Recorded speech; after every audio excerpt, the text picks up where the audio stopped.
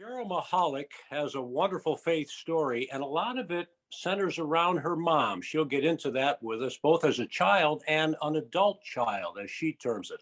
Hello again, everybody. Welcome to My Faith with Homer and Pip, with the Homer himself. He came up with the idea for this project, and our marvelous producer, Brett Young. I'm Tommy Pippins, and without further ado, a woman we feel will inspire and help, and that's our prayer with these segments. So, Homer, as always, you tee it up, buddy.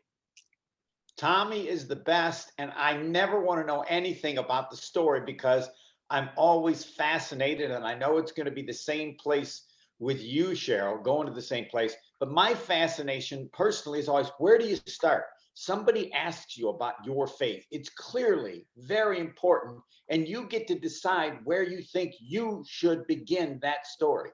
Take it away. Okay, thank you. Well, my story begins. I am a cradle Catholic. My faith was nurtured by both my parents and even my grandparents. And I remember from a young age when my brother first started going to Sunday school, I thought, school on Sunday, whoa, how cool is that? And I remember him coming home one day and telling me what he learned. And the first lesson he told me was that the first man on earth was named Adam and Eve. So for a whole year before I went to CCD, I thought Adam's last name was Meneve. So I was always kind of intrigued by that. As I said, my grandparents were very faith-filled. We had my paternal grandmother. She had a picture of the Sacred Heart in her sitting room, and I remember seeing that. It was never a question on what this was, who this was. We knew our prayers, we knew it was God. And I was a member of St. Joseph's Basilica, and I went to school there for 3 years, parochial school from 6th grade to 8th grade. And I think that's when I really started to get a grip on what this all meant. A lot of people don't have a faith formation, and I think mine was it was a pretty attractive quality of life for me. And I went to Bayview High School, public school, and then I went on to college. And while I was in college, I stayed active in the church. I was a lector for a number of years, and I also taught 3rd grade CCD. And what struck me at that time was the teaching materials. It was all about being nice to your neighbor and being kind to your friends and listening to your teachers and your parents.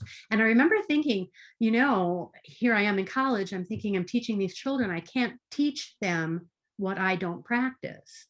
And so I kind of did an examination of conscience that, how am I behaving? How, as a child, still at home, because I commuted to school. I was still living at home while I was in college. And I thought, how am I behaving? How am I honoring my parents? And so I took a look at that, and I thought, well, I wanted to lead by example. And about that time, my dad became ill, and excuse me, there were very shaky moments, I would say. When people say it gets tough, that's when you should turn to Jesus, but it's easier said than done sometimes. And it was a test of my faith, for sure. And at that time, I was kind of nervous because growing up in the church, I knew several clergy, and I had seen these young priests, and I would think, wow, if they could dedicate their lives to a vocation to God, maybe I could too. And I saw several of the young priests over the years move away from the church. And one in particular, his mom passed away, and we didn't hear from him again. And that just like shocked me, because I'm thinking, here is this leader in our church, and if anybody should be strong and steady in his faith in a time of crisis, it would be this priest. Well, knowing that that is a possibility of what happens when you lose a loved one. When I did lose my dad, I thought I am going to be in trouble because you can choose either way. You can choose to turn away, or you can choose to to remain in church, stay in your faith, and find solace in that. It was very difficult for me because um, I would like openly weep in church. I knew at right after Dad's funeral that it was going to be difficult.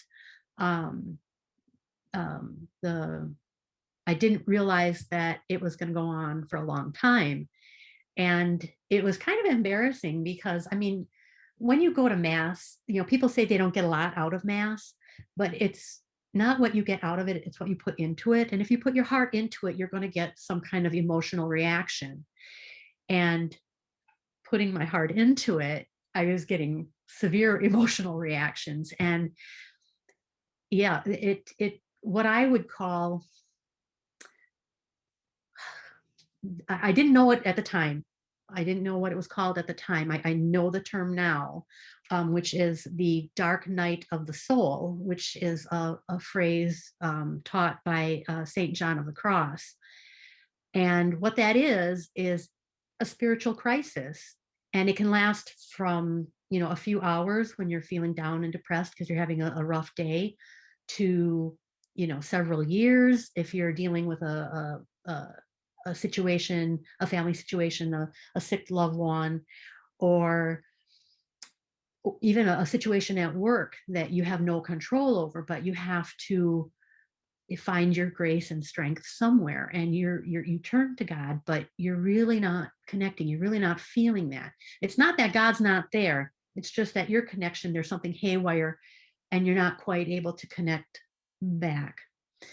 And for me, I would go to church off and on, and this lasted for about 13 years for me. I would go to church at, Easter and Christmas, and on occasion I would feel the need to go back. There was always something drawing me back. There was never a separation. It's just that I felt like kind of a flag. When you see a flag hanging by one grommet and it's blowing in the wind and it's just barely hanging on. That's how I was feeling. And I stayed in touch with the church, as I said, and I met wonderful people along the journey of my career. Now, I started my career at the Catholic Herald in their production department, laying out the newspapers and actually doing editorial illustration. So I was really immersed in that. But once I left that environment, I was out in the secular world and I didn't have that kind of support anymore. But I would find people that I worked with, clients or coworkers, that had a strong faith base, and they weren't necessarily Catholic. One of my friends, one of my clients who became my friend, she is Baptist and she lives down in Pensacola. And she would ask me questions about why Catholics do this or why Catholics do that. And sometimes I didn't have an answer for her. And so I would get back to her. I'd look it up, get back to her. And she would share with me some of, what they're doing in their faith, in their church. And at the time when my dad passed away, like I said, I had a choice to make. And I said, okay, Lord, you're going to have to carry me. I can't do this. You're going to have to carry me. And so for 13 years, he was carrying me, and he brought these people into my life to kind of bolster, help my foundation, and support me spiritually. And I began listening to contemporary Christian music, K-Love, The Fish, back when it was The Fish. And I also would listen to David Moore on Life on the radio. And I would listen to that on my way to work. And one day in particular, it was September 11th. It was a beautiful sunny morning. And I decided not to listen to the radio that day on my way to work. And so it started like any other day, except I wasn't, I wasn't aware of what was going on until my boss came in and said, "Hey, do you know what's happening?" And then my mom called me on my phone and she said, "Do you know what's happening?" So we all gathered in my boss's office and we watched live on television when the towers fell. And all I could think of was, there's thousands of people in there, thousands of souls lost. Were they prepared for this moment? And now there's thousands of family members of those thousands of souls that are hurting, and thousands more friends of those thousands of people and family members. The whole world was hurting. And I thought to myself, I prayed, okay, Lord, there's other people that need you right now. You can put me down. I'll walk behind you. I will follow you. And to be honest, I don't follow him all that well. I don't think any of us do. Sometimes he has to carry me again. And sometimes I'm just kind of like laying on the back of his robe and he's dragging me along through the dirt, but he doesn't let me go. He does not let me go. And so from that point on, I started to really consider, what it was I believe, what it was that I am after. And one of the other things too, now I've lost my train of thought, edit this out. One of the other things that I didn't really understand when I was a little girl, we learned about God. So I had a relationship with God the Father. And then as a young woman, I had a relationship with God the Son, our Savior. And I began to wonder, well, who is God the Spirit? And so I started looking into that. And I do a lot of reading. I like to read what I call my Jesus books. My favorite book is The Day Christ Died, which is like, it chronicles the 3 days, hour by hour, of his passion. And it not only gives the biblical history, but it gives the cultural history and the actual geography and things like that. So it ties all that in, which is very strengthening for your faith because it makes what you believe more real. So I like to read. So I started to read the Left Behind series, and I read the entire series and I loved it. I love science fiction. And I particularly loved this because it was biblical fiction. It was looking at what we might encounter. And I got to a point where I thought, oh, wow, okay, what do we believe as Catholics? And so I found a wonderful book that addressed that exact topic. It had the book jacket that looked like the Left Behind series, which is what caught my eye. And I was like, this is exactly what I was looking for. Talk about the Spirit guiding you. It was right when I was asking that question, I found this book. I shop a lot at the resale shops. So when I find books that I need or I'm looking for, that's the Lord working in my life. So I started reading about what it is we believe. And then I picked up Catholicism for Dummies. And I picked up another book, Catholic Devotionals for Dummies. And I'm reading these things and I'm thinking, why weren't we taught these things when I was in school? Well, again, I only had 3 years of Christian formation as a young girl. So, you get out of it what you put into it. And as an older adult now, I'm really looking into this stuff so that when people ask me, what is it about your faith? Why do you believe this? I want to be with the ready, because I think it was St. Peter who said we should be able to answer that question if someone should ask us. So that is, that was my journey, what from my formation to the turning point and then the turning back point.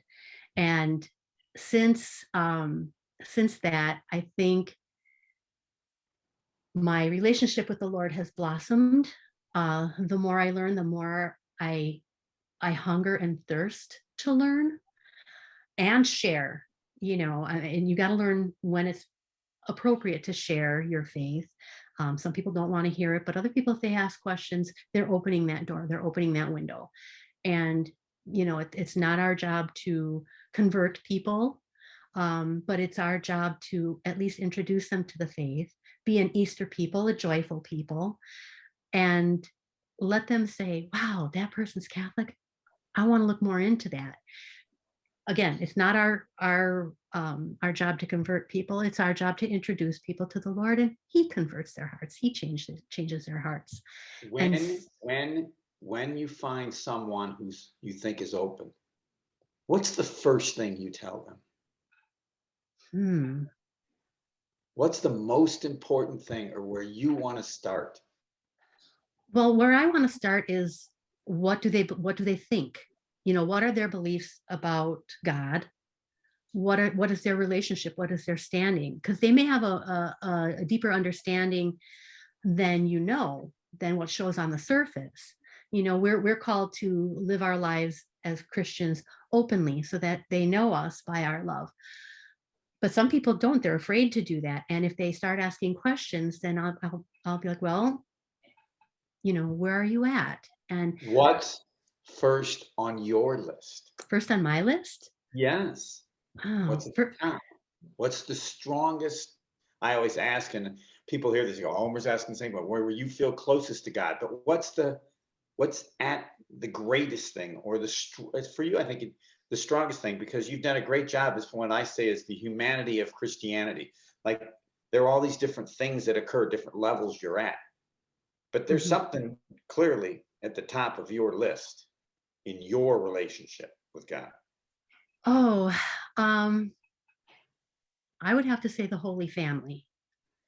The Holy Family, I did the consecration to the Blessed Mother several years back, and last year I did consecration to Saint Joseph. And when you look at the Holy Family, Saint Joseph as the father, and Mary the mother, the nurturer, and Jesus the son, it mirrors the Trinity. And that is what I think that's what does it for me. The Holy Family. Family is God-centered, is the way God means for community to be.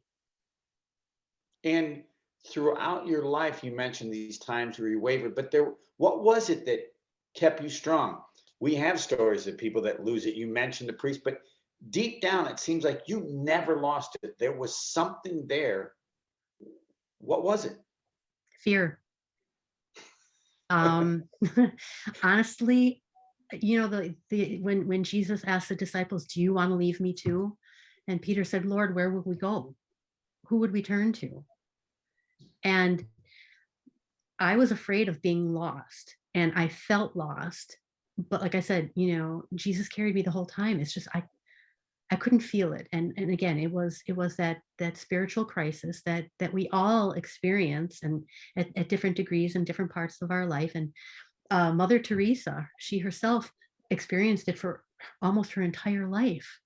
And yet here she is a saint, so, I would tell people, if you're having a spiritual crisis, don't turn away from God. Don't look elsewhere. Look for the truth.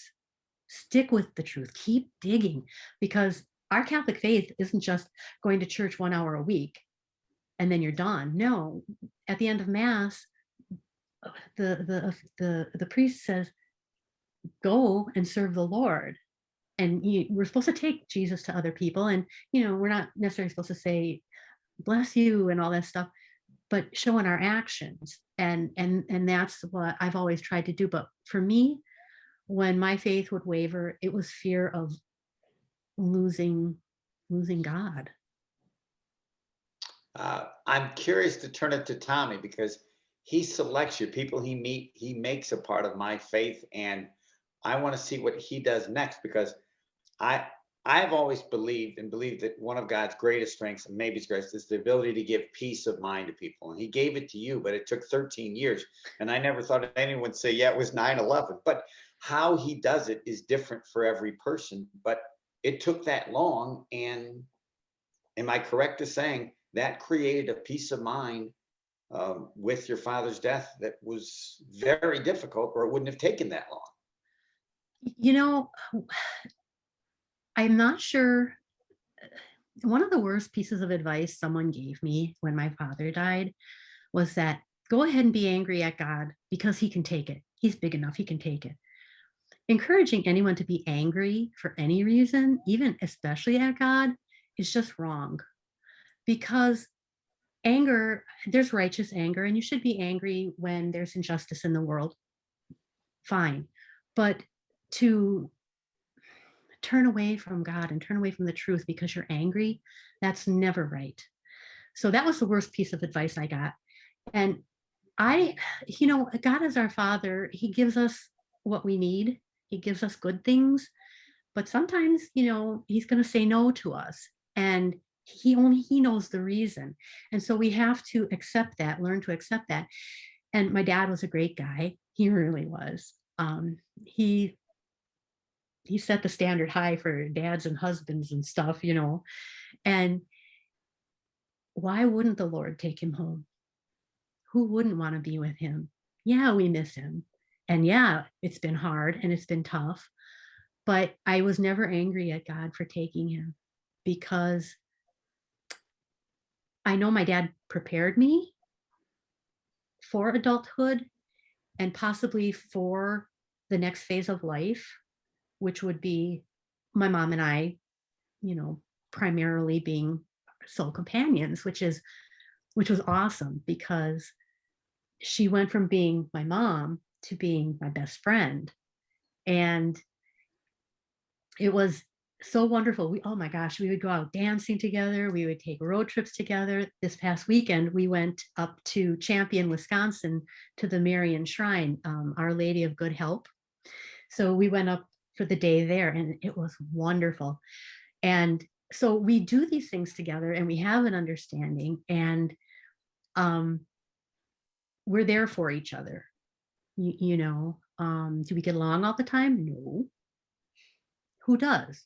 The most perfect marriages, the husbands and wives don't see eye to eye, siblings don't see eye to eye, parents and children don't see eye to eye. It just happens. It's a way of life, but you learn with faith to get through it, and I want to step back a little bit. My mom recently lost her eldest brother, and he was never married and he didn't have any children. And part of my mom's vocation and ministry, I call it her ministry, she loves to cook and she loves to nurture. And so when my uncle got older and she's like, you're not eating right. So then she would make dinner for us, but she would always make a little extra. And then she'd say, do you want to take a ride over to Uncle Ron's? And I'm like, sure. So we'd go over to my uncle's and take him dinner. And one Christmas, this is cute, she made a little 52-week card, and he would get 52 meals from her every week. And that was her gift to him for Christmas. So every week we'd go and we'd take more than one meal to him. And he liked that because my mom would cook the meals that my grandmother made. And so it was a comfort to him. So that for my mom was her ministry. And then for me, I would bring, on Sundays, I would bring Holy Eucharist to him. And as he got older and he was needing more help, we did more and more for him physically. And the week before he passed, he asked me to shave him. I never shaved anybody in my life. I'm like, okay, the first time I did it, it was horrible because his whiskers were real long, and I was like, I didn't know what I was doing, and he was going, ow, ow, ow, and I'm saying, sorry, I'm sorry. And then by the time the next time he asked me to shave him, I had thought about the process, what I did wrong, what I could do to make it better. And so this time I had him lay on the bed, because when he would sit, he'd kind of be like this. So I had him lay on the bed so that I could get to his neck and his skin would be laying nice and flat. And while I was shaving him, he fell asleep. And it was the most peaceful sleep I've seen him have in a long, long time. And it was just, for me, it was a blessing. And it made me think about, my own situation with my mom, because she's 10 years younger than my uncle. And, what is going to happen when she's going to need my help? You know, what is my role as the adult child of an aging parent? And so I started looking into that within the last 4 weeks, and I learned some interesting things in that. Um, what are our obligations, and is an obligation something that you have to do, and how do you do it with a happy heart? You know, there's something to be said for being told to do something, and something being said for volunteering to do something, wanting to do something, making yourself available. Being told to do something is going to make you, it'll foster bitterness and resentment.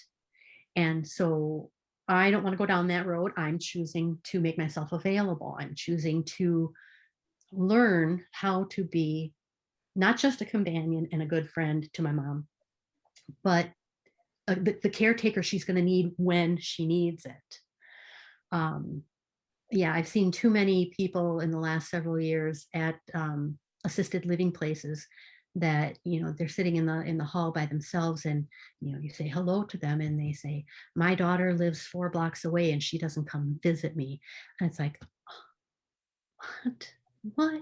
I can't believe that. And it breaks my heart that there are people out there that do that. But again, going back to what inspires me, the Holy Family, that's the way God intended it. Our parents raise us in the way of the Lord. And as we get older, we don't lose that, but we act on it. And they may lose, their vocations may change. Um, as will all of our vocations. I mean, we go from being a student to being an intern to being a manager to being retired. Your vocation changes in every step of life. No one is one thing their entire life. And I think what I learned with my recent readings was that, and this is in the Catholic Catechism. I got my catechism book over here. um, that uh, the people that are the children, for our parents, we can never repay them for bringing us into the world. That would be like trying to repay God for creating our souls and redeeming them. We cannot do it, but we can do our best to make sure that they have everything they need throughout the rest of their lives, which would be shelter, um, nutritious food, warm clothing, health, companionship when they're sick, lonely, or ill. You know, it's these simple things that we're called to do as adult children for our parents. So there's a difference between being told to do that, being obedient to do that, to honoring them and being respectful and living that Christian life out to fulfill not just your life, but your parents' lives in the end. Cheryl, is that ever hard? I mean, it's very praiseworthy, but as you say, you're a child living in a home, then an adult child choosing to be there to care for, to love, whether a parent comes into a family's house, whatever, faith notwithstanding. I suspect that it can be really difficult. Could you talk, please, about your faith around that and also what you've learned through some of the challenges, not only from the situation, which you have decided to love self sacrificially, but from your mom? Um,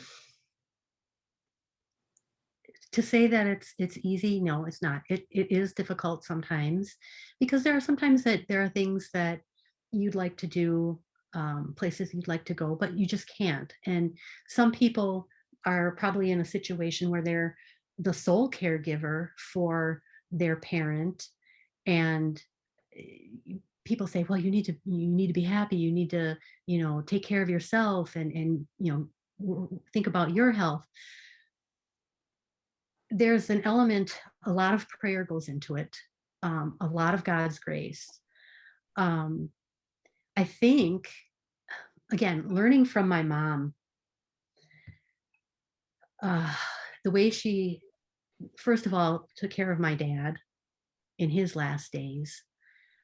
Um, and then the way she took care of her brother, it just, she didn't have to do that for her brother, and she chose to do that. And so that to me was very admirable.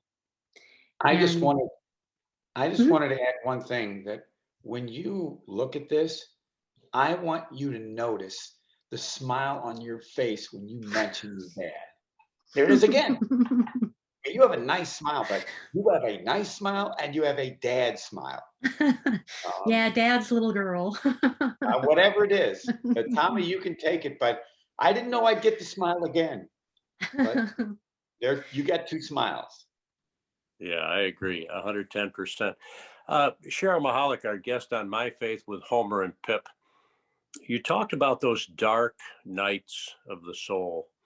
And for people who are experiencing darkness, people of faith, perhaps people who, what do you say to them? And would you referenced the Holy Spirit, how he might have entered into your heart during that time with the thought, the hope, and the prayer that someone might say, yeah, I can try that, Cheryl. Thank you. Mhm. Sure. Yeah.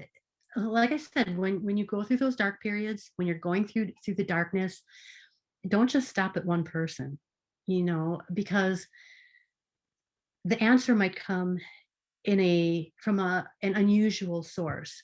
Now, I had another uncle who has since passed, and he read the Bible every day. And when my dad passed away, I went to him and I said, can you give me some answers, some insight why this happened? And he said, I don't know. And I was like, well, that was kind of a waste.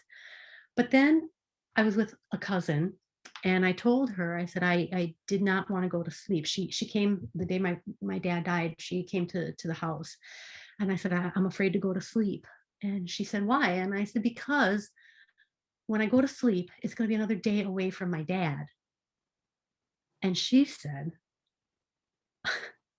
but it's another day closer. So if I smile when I talk about my dad, it's knowing that I'm going to see him again, and knowing that there's something on the other side. So the dark night of the soul, let me go back to that. You can't just go to one source. Seek out authorized Catholic books, not necessarily, academic books, because if you're not at that level, you're not going to get it. But if you read a little bit here, a little bit there, you might get little grains, little seeds that the Spirit plants in your heart, and it'll grow. And plants don't grow overnight. It takes a while to germinate and then come to fruition before it even blossoms. And then it's not done once it's a full grown tree and it's blossoming, because you have to do something with those blossoms. Now, when you're in the dark night, I would recommend also, tune into EWTN. When the pandemic started, my mom and I had that on every day. We still do. Every morning she watches Mass and we do the rosary together. But I would say go to EWTN. It's Catholic programming. It's not going to steer you wrong, and it's going to give you ideas in simple terms. Watch the children's programs if you have to get a base. Um, Once you get that foundation, a basic understanding, then you can go on to the next thing. One of the programs on there I like to watch is Coming Home, which is the story about the converts. I love convert stories, because they're the most powerful, because these are very learned people who are very skeptical about the Catholic faith, and they were set out to prove the Catholic faith wrong, and they end up coming to the Catholic faith because they find it's the truth. So EWTN, different levels, find your programming there, but don't give up. Just know that Jesus is holding you in his hands, and the Spirit will do its work in you so that it can do its work through you. That's a beautiful comment all Christians can relate to. Cheryl, I like to turn it over to Homer in case he has anything he wants to share, but I would ask you, is there anything that hasn't been covered yet that you want people to know about faith? Faith, hope, and love. Faith, sometimes it takes guts. Sometimes you may feel the Spirit moving you, but you're afraid to move. And what did Jesus say? Don't be afraid. Homer, might be a good way to end. No, you always wonder if I have a nickname. I don't, but Cheryl will always be, and it came at the end. Jesus is holding you in his hands.